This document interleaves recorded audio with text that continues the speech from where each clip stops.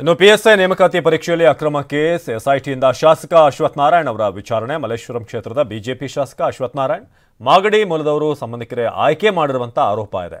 ಅಶ್ವಥ್ ನಾರಾಯಣ್ ವಿರುದ್ಧ ಆರೋಪ ಮಾಡಿದ್ರು ಕಾಂಗ್ರೆಸ್ನವರು. ಪಿಎಸ್ಐ ನೇಮಕಾತಿ ಹಗರಣದ ಮರು ತನಿಖೆಗೆ ಆದೇಶ ನೀಡಿತ್ತು ಸರ್ಕಾರ. ಹಾಗಾಗಿ ಅದರ ಭಾಗವಾಗಿ ಎಸ್ಐಟಿ ಅಧಿಕಾರಿಗಳಿಂದ ಈಗ ತನಿಖೆ ಆಗುವಾಗ ಅದರ ಭಾಗವಾಗಿ ಅಶ್ವಥ್ ನಾರಾಯಣ್ ವಿಚಾರಣೆಗೊಳಗಾಗಿದ್ದಾರೆ. ಇನ್ನು ಪರಮೇಶ್ವರ್ ಕೂಡ ಈ ಬಗ್ಗೆ ಮಾತನಾಡಿದ್ದಾರೆ. ಅಶ್ವಥ್ ಬಳಿ ಏನು ಮಾಹಿತಿ ಸಿಕ್ಕಿದೆಯೋ ಗೊತ್ತಿಲ್ಲ ಅಂತ ಹೇಳಿದ್ದಾರೆ. ಬನ್ನಿ ಏನು ಹೇಳಿದ್ರು ಹೋಮ್ ಮಿನಿಸ್ಟರ್ ನೋಡೋಣ. ಗೊತ್ತಿಲ್ಲ ನನಗೆ, ಅದು ಪ್ರೊಸೀಜರ್ ಅವರೇನು ಯಾವ ಉದ್ದೇಶಕ್ಕೆ ಕರೆದಿದ್ದಾರೋ ಗೊತ್ತಿಲ್ಲ. ಅವ್ರಿಗೇನು ಮಾಹಿತಿ ಸಿಕ್ಕಿದೆ ಗೊತ್ತಿಲ್ಲ. ತನಿಖೆ ಮುಗ್ದಿಲ್ಲಲ್ಲ, ಇನ್ನು ತನಿಖೆ ಮುಗಿಯೋವರೆಗೂ ಅವರು ಏನೆಲ್ಲ ಮಾಹಿತಿಗಳು ಸಿಗ್ತವೆ ಅದರ ಆಧಾರದ ಮೇಲೆ ಯಾರನ್ನೋ ಕರೀತಾ ಇರ್ತಾರೆ. ಅಶ್ವಥ್ ನಾರಾಯಣ್ ಅವ್ರ ಬಗ್ಗೆ ಏನು ಮಾಹಿತಿ ಸಿಕ್ಕಿದೆಯೋ ನನಗೆ ಗೊತ್ತಿಲ್ಲ.